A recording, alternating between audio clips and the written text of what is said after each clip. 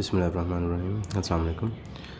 हम बात कर रहे थे एक्सपेरिमेंट की, लॉरेंस और टिम्बरसन की।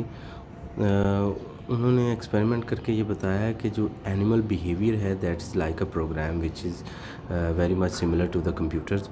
वंस इनिशिएटेड, एक दफ़ा प्रोग्राम अगर स्टार्ट हो जाए, it is completed in the standard वे,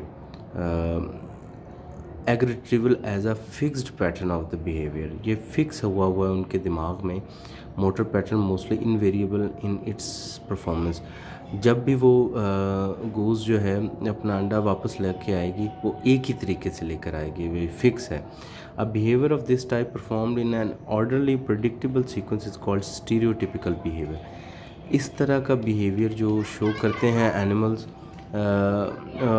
एक ही तरह जो शो करते हैं हमेशा, इसको स्टीरियोटिपिकल बिहेवियर कहा जाता है।